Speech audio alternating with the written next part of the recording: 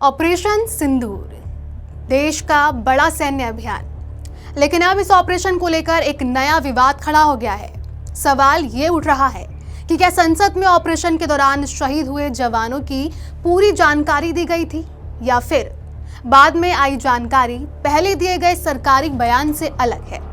आखिर पूरा मामला क्या है? चलिए ये पूरा मामला समझते हैं कि आखिर ये पूरा मामला है क्या। दिल्ली के नेशनल वॉर मेमोरियल पर ऑपरेशन सिंदूर के दौरान शहीद हुए 6 भारतीय जवानों के नाम दर्ज किए गए हैं। इसके बाद विपक्ष ने सरकार को घेरना शुरू कर दिया है। कांग्रेस प्रवक्ता पवन खेड़ा का आरोप है कि संसद में ऑपरेशन से जुड़ी पूरी सच्चाई नहीं बताई गई थी। वहीं रक्षा मंत्रालय का कहना है कि किसी भी शहादत को छिपाया नहीं गया और अब पूरे मामले को गलत तरीके से पेश किया जा रहा है। पहले पूरी कहानी को समझ लेते हैं। 22 अप्रैल 2025 को जम्मू कश्मीर के पहलगाम में हुए आतंकी हमले में 26 लोगों की जान चली गई थी। इसके जवाब में भारत ने पाकिस्तान के खिलाफ सैन्य कार्रवाई शुरू की।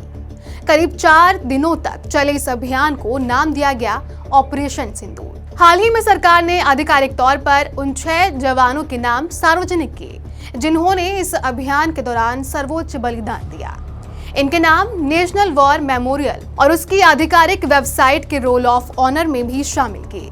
इन 6 वीरों में 5 भारतीय सेना और 1 भारतीय वायुसेना से थे। इनके नाम है सूबेदार मेजर पवन कुमार, राइफलमैन सुनील कुमार, लांस नायक दिनेश कुमार, एविएशन टेक्नीशियन एवी मूड मुरली नायक, हवलदार सुनील कुमार सिंह और भारतीय वायुसेना के सार्जेंट सुरेंद्र कुमार। दरअसल 28 जुलाई 2025 को संसद में ऑपरेशन सिंदूर पर चर्चा के दौरान रक्षा मंत्री राजनाथ सिंह ने संसद में कहा था कि ऑपरेशन पूरी तरह सफल रहा और हमारे जाबान सैनिकों को कोई क्षति नहीं हुई। ये कहते हुए रक्षा मंत्री का पूरा क्लिप कांग्रेस प्रवक्ता पवन खेड़ा ने 27 जून को अपने एक्स अकाउंट पर शेयर किया। अब जब सरकार ने आधिकारिक तौर पर 6 शहीद जवानों के नाम सार्वजनिक किए तो विपक्ष ने इसी बयान पर सवाल उठाने शुरू कर दिए।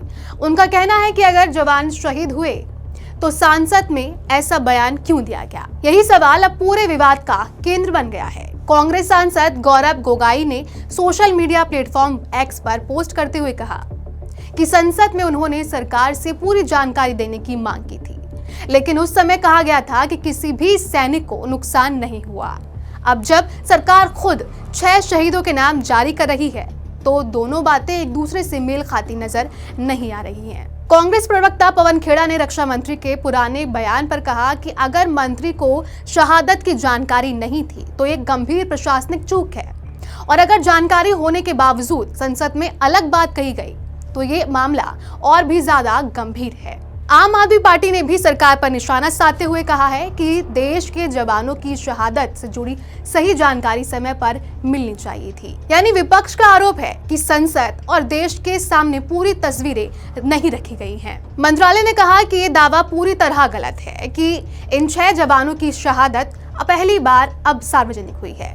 मंत्रालय के मुताबिक 11 मई 2025 को तत्कालीन director general of military operations यानी DGMO ने आधिकारिक प्रेस कॉन्फ्रेंस में इन जवानों के सर्वोच्च बलिदान को श्रद्धांजलि दी थी। इसके अलावा 14 अगस्त 2025 को इन सभी जवानों को वीरता पुरस्कार भी दिए गए थे। इनकी जानकारी रक्षा मंत्रालय की प्रेस रिलीज और सेना के आधिकारिक सोशल मीडिया प्लेटफॉर्म पर भी साझा की गई थी। रक्षा मंत्रालय ने यह भी स्पष्ट किया कि नेशनल वॉर मेमोरियल पर किसी भी शहीद का नाम दर्ज करने की एक तय प्रशासनिक प्रक्रिया होती है। सभी नाम उसी प्रक्रिया के तहत जोड़े जाते हैं, इसलिए इसे किसी नई जानकारी के तौर पर पेश करना सही नहीं है।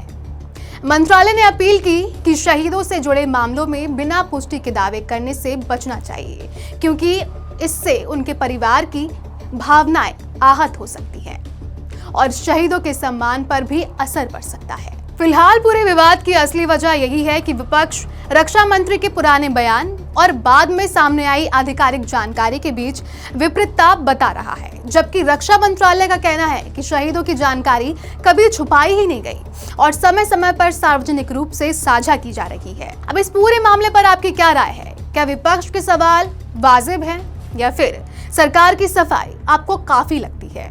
अपनी राय कमेंट सेक्शन में जरूर बताइए और जुड़े रहिए अनकोट मीडिया के साथ।